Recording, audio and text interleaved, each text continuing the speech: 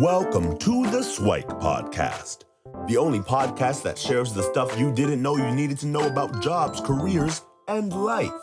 The SIWIKE podcast, the stuff I wish I knew earlier. Hi, everyone, and welcome to the SIWIKE Stuff I Wish I Knew Earlier, the podcast. We're here with Mintikah English Palmer, and hopefully I didn't totally butcher that, but I know you go by Minty, and would love to hear a little bit more about your journey. We'll try to get into kind of what you're doing now as kind of a aspiring YouTuber. We'll get into your background in like media studies and stuff like that, and talk about kind of a lot of the influences as a kid. So why don't you start off by telling us a little bit about what you're doing right now? Of course. Thank you, Luki.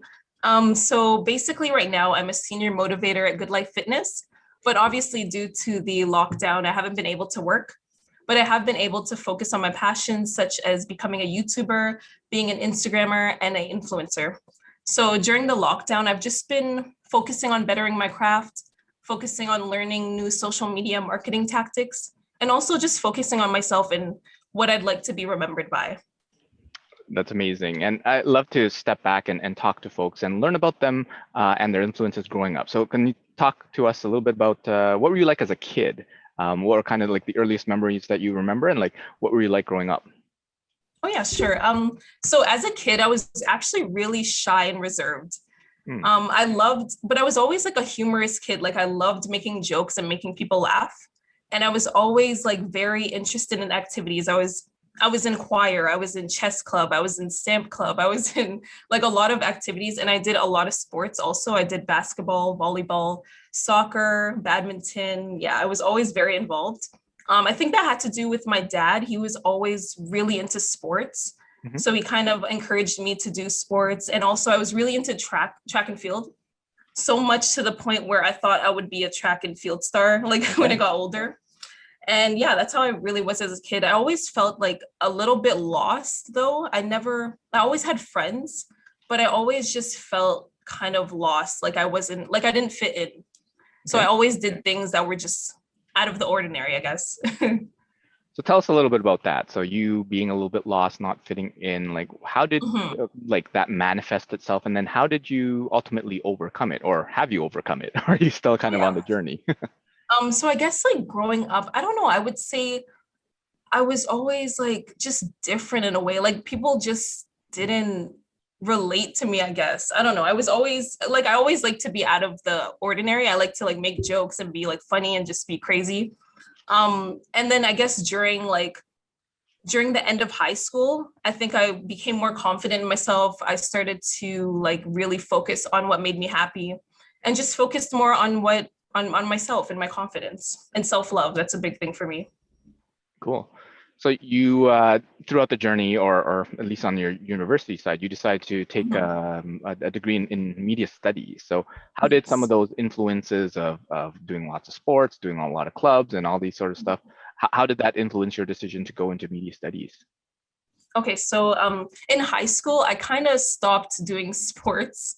I focused more on like my studies and like science and really and math and accounting. And I guess like in high school, I was really obsessed with YouTubers and watching YouTube. And I just always wanted to become them. I always told myself like, I want to be this person. Like that was something I was really passionate about. So around grade 12, I decided to apply for media studies because that was the only program that was like media related in UFT Scarborough. So I decided to get into that. But unfortunately, like it wasn't the program I wanted. Like when I got into it around the second year, I kind of realized it wasn't the program that I thought it would be. I thought it would be more hands-on. I thought it would be more like teaching me about cameras, how to create content, but it was more like print-based and textbook-based. So yeah, around the second year, that's when I decided to launch my YouTube channel and focus on, and like teach myself YouTube and focus on creating content. So tell us about that decision. So as a shy and reserved kid, right, a little bit humorous, kind of joking around. So it sounds like Yeah. that you even though you were shy, you still wanted some attention, right, Yeah. with folks. And then was it difficult for you to kind of record your first video? Was it challenging to that, or how did you decide like what topic to record, or describe that process? So yeah, I was always very shy and reserved. And I honestly, at one point, I really didn't like people calling me shy. So, because like inside, I felt like I was so outgoing, but like people would say, "Oh, you're so shy" and stuff. And I would really hate that. So the year I decided to launch my YouTube channel was like me trying to be like, I'm not shy, like I can do this. And I decided to do like a little dance video to like Drake's new album. I'm a big fan of Drake. So I decided to do that because his album had just come out and I thought it would get a lot of views. So yeah, that was my process for creating that YouTube channel. So if we went further back and even talked about like the I guess interest in YouTube together, right? So if you say, well, I just watched a YouTube video and instantly fell in love, is that as simple as it was, or is there more of a process to that? So there was always this YouTuber that I was obsessed with. His name was Kingsley. Okay. And I got into him in like 2009. Okay. And during that time, he was just the only YouTuber that was big that was like also Black. Okay. So like I can also relate on that aspect because there wasn't a lot of like Black YouTubers back in like 2009. So I really related to him that way. And he was just so funny and outgoing. And I just always watched his videos and I just wanted to be him. Like I was like, I could do this. I could create content and make people laugh. So he was really my inspiration for starting YouTube. That's amazing. So you have this inspiration, and then you're also taking media studies, or did you decide to do the YouTube channel before you enrolled in media studies? I started the YouTube channel while I was in media studies. Okay, so you've studied and realized, okay, it didn't give you all the hands-on stuff that you wanted. Yeah. And then you decide, okay, you know what, I'm going to do this anyway. I'm just going to record one. So what was the process like? Because I know a lot of folks who want to start something, they let kind of perfection get in the way, where I need like the most high-tech or sophisticated camera or like angles and like lighting, versus some folks like, you know what, I'm just going to use my phone. it's good enough to do that. So how was that process like? So you were going to record a video for Drake, and was there any setup, or just kind of like, screw it, I'm just going to wing it and make it up as I go along? What was your process in that? So a year before I started my YouTube channel, I actually worked in a camera store. Okay. So while I was in the camera store, I learned like how to use the camera and how to record by my coworkers.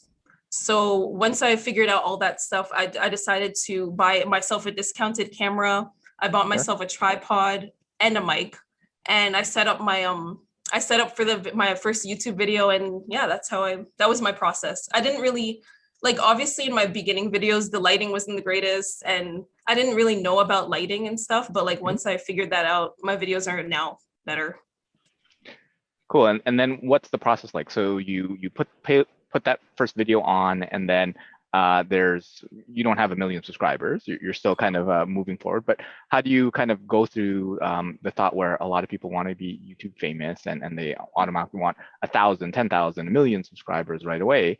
But how many kind of likes and views did the first one get? And then what was the process before you got to the second and third and future videos?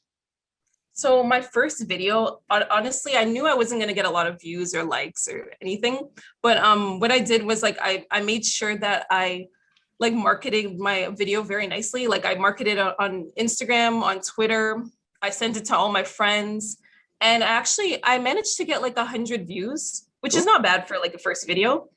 And then in future videos, in my mind, I just told myself that like, if I don't get the views, it doesn't really matter. Like, I'm just going to push out content. I'm just going to make content, and whoever sees it, sees it. Like, this is just something I enjoy to do. So like the views don't matter too much to me. But like, as I started to like learn about different content and figure out what it is I wanted to create, I started getting more views and more subscribers. So like, I would suggest for anyone who wants to get into YouTube, just keep making videos and figure out what kind of content you do want to make, and just make it. Like the views shouldn't matter too much to you, and the likes, they will come eventually. That's awesome. And then what does the discussion with family sound like? Because I mean, when I was growing up, it was always like doctor, lawyer, accountant, engineer, right? Mhm. And a lot of that still stays to date. But Mhm. like YouTube is definitely growing where a lot more people are like YouTube millionaires and stuff like that, Mhm. and Yeah. with subscribers and sponsors and things like that. Um, Mhm.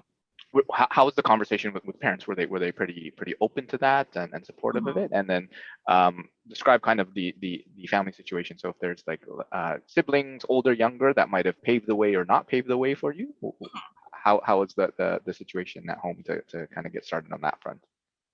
So my parents have always been really supportive, Okay. but obviously, growing up, like I was an A and B student, so they always wanted me to be like a doctor, an accountant, because I was really good at math. Um, but I knew that wasn't what I wanted to do because like I'm a little stubborn, and Okay. I just knew I was gonna do whatever made me happy. So, but they've been very supportive. And I have an older sister, and she's honestly been really supportive. Like, she actually bought me my mic, she bought me my tripod, she's bought me a lot of the equipment to create my content. So, yeah, my family in general, they've just been very supportive of what I want to do. They just want to see me happy. And is it an artistic household? Like you mentioned that you were good at math and stuff too, so the Mhm. thought to become a doctor, accountant. But what was the family influences? Were they more on like the business side, the science Mhm. side, or other side? Well, my mom's a PSW, Okay. and then my dad's a carpenter, so it's like it's not even related to what I want to do. Well, But yeah, carpentry, I there's think some artistic aspects to it, yeah, isn't there? Yeah. that's true actually. Yeah, so yeah, my dad used to do music too, so I guess Okay. his influence kind of influenced me. He's really into like art and like sports, and yeah, so he really influenced me when I was younger.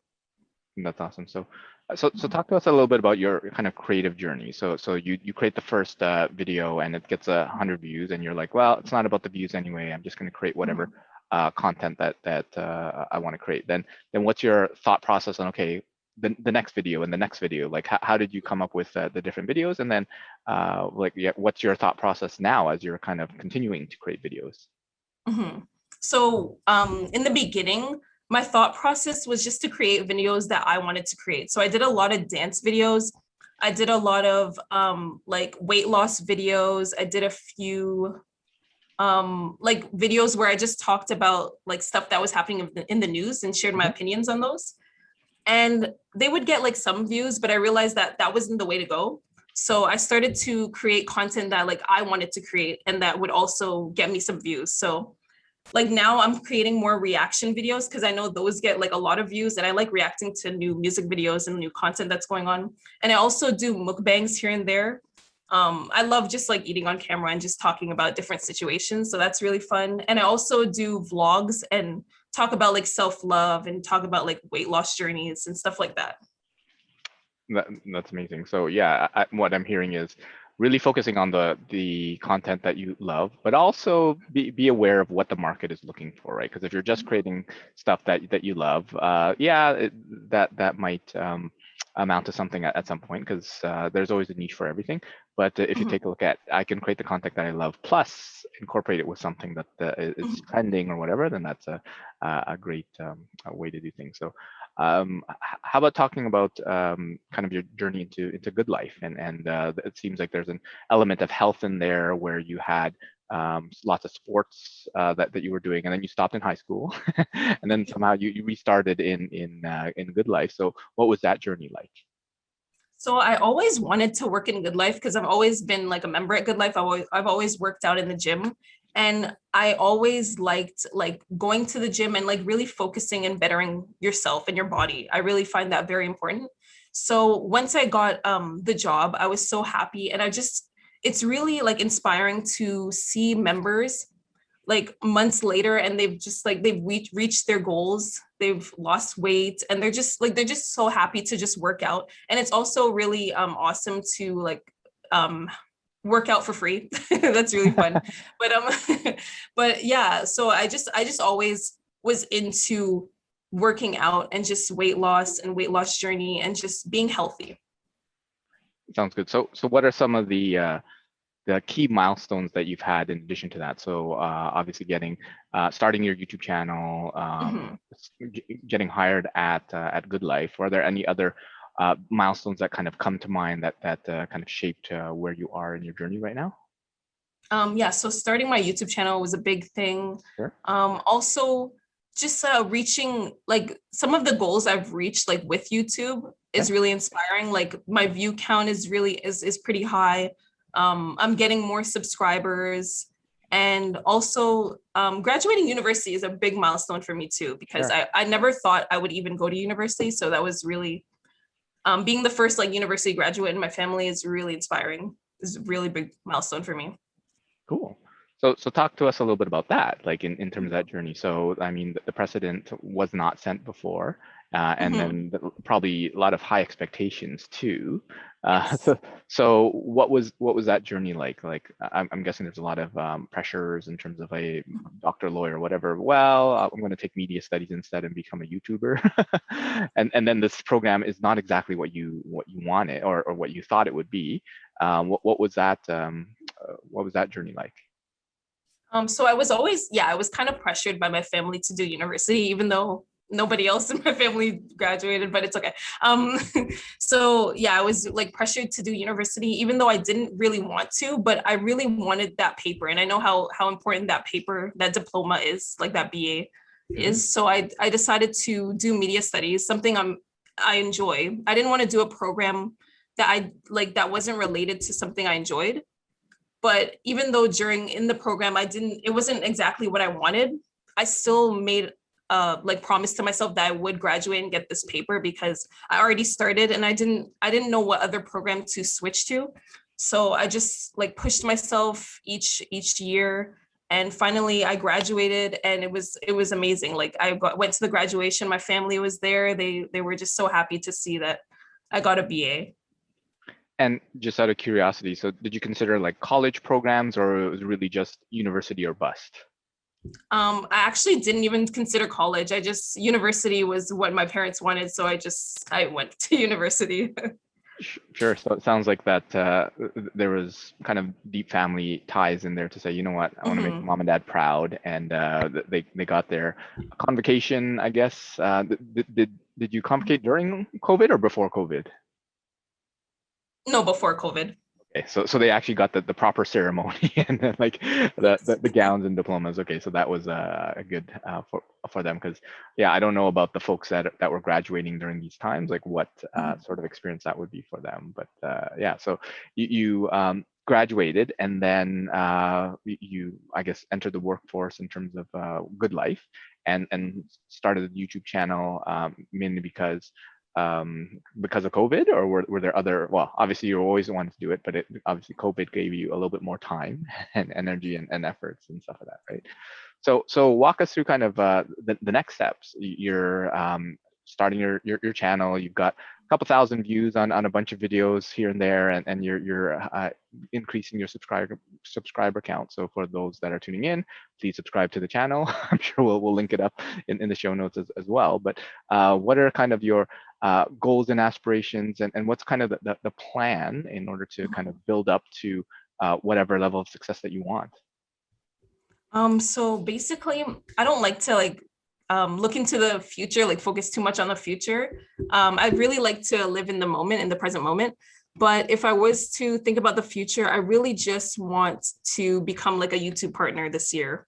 Every month I've been like thinking of a goal for myself, like of how much subscribers I want for this month. And hopefully by the end of like December, I'm a YouTube partner. So that's like my goal right now. I also really want to get into social media marketing. So I've been kind of teaching myself different things, like different tactics in social media marketing, what I need to know about it. And I want to get like a career in social media marketing too, because I'd love to help other businesses like build their brand awareness and just like grow their following. So that's something I really want to do. And I really want to be an entertainer, public figure. And Sounds good. Like lots of great aspirations. And if you were able to give yourself, the younger you, maybe in high school, maybe in university, some SWIKE, the stuff I wish I knew earlier, what are some of the things that you would share?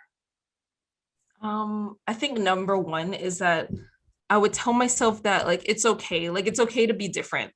I think something about me is in high school, I was very like insecure, and I wanted to like make my YouTube channel in high school, but I was very like insecure of what my peers would think. I was afraid of like what they would say, how they would judge me. And so I told myself that like it's okay to just be yourself, to be unique and just be who you are. Something else I would tell myself is that post-secondary will not 100% guarantee you a job after graduation. Sure. Because I think a lot of people think that once you go to like university and college, you'll get a job in your field, but sometimes it's not the case. Sometimes you just have to kind of do what you're passionate about and just figure out where you want to go. Like not every job is gonna accept you just because of the program you were in. Mhm. Yeah. So for that first one about being different and insecure, do you think you would listen to yourself? Because sometimes Yeah. I'm sure your parents and other folks around you that love you supported you and told you kind of the same thing. But what was the thing that helped you overcome it? Was it just ultimately like getting older, or were there certain experiences that really helped you kind of be more secure and comfortable with yourself? I think just getting older, like once I graduated high school, I just got this confidence. I don't know where I got it, but like I just felt more comfortable in my skin. And I just felt, I guess it's because like when you're in university, there's just so many different people. Like there's people that are into math, people that are into science, like everyone is just very different. And you find yourself more in post-secondary. So I guess like I found myself and I just became comfortable with who I was and I gained more confidence. So that's why I decided to launch my YouTube channel in post-secondary. That's interesting. So what I'm hearing is if you're in high school and if you're one of those people who are have low self-esteem, low confidence, or insecure or whatever, then keep in mind that you'll graduate and you'll kind of graduate into a bigger world of more possibilities, and you realize that a lot of that stuff wasn't even important because in kind of the small confines of high school, it seems like any little thing is a huge deal. But you realize it's not that big of a deal out there. So yeah, I'd be curious if you would actually have listened to yourself, because sometimes in that moment you probably wouldn't have had anything, but sometimes it's just the fact that, hey, graduated and done, and now I have that experience and realization. And on the job after graduation, so what was kind of your journey? Because you got the role at Good Life, but was that a difficult process for you? Because most folks, well, assume that you're going to like media studies or something like that. What's the process to kind of rationalize between the difference of outcomes? So after I graduated, I like applied to so many different like media related jobs. I applied to like Bell and like Rogers and stuff like that, but I was just always getting rejected. So my process was like I worked a few different jobs like after graduating. Like I worked at TIFF for one point. I worked at Chapters also. And I just didn't feel like this was where I wanted to be. So like once I applied to Good Life and I got that job, I was just so happy, like because I always wanted to work at Good Life Fitness, and it was something like kind of related to what I want to do, like not in terms of YouTube, but like just the wellness and like health aspect. So I was really happy about that. But like obviously there is like I do want to get into social media marketing. It's just kind of tough because it's like a very competitive field. So I'm just continuing to like learn different things and just make my resume look good, and then hopefully I get a career in social media marketing. That's awesome. So what I took from that is don't always focus on the usual suspects, right? Like the big companies where all the media conglomerates and stuff like that, right? You can also take a look at some of your side passions and say, well, if you're interested in health, then Good Life is a good place to go to. And the perks of getting a free gym membership and access to the facilities is probably good as well.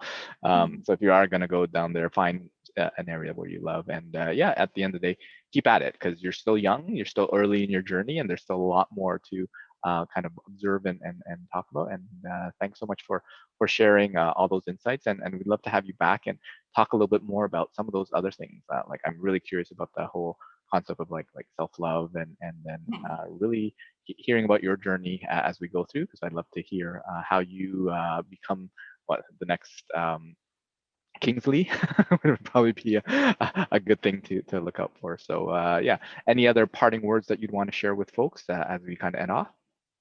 I just want to say one thing. You're never too old to go back to school. If you want to study something else, like just go and like just do it. You're never too old, whether you're 30, 40, 50, like if you want to study something else and get into a different field, go back to school.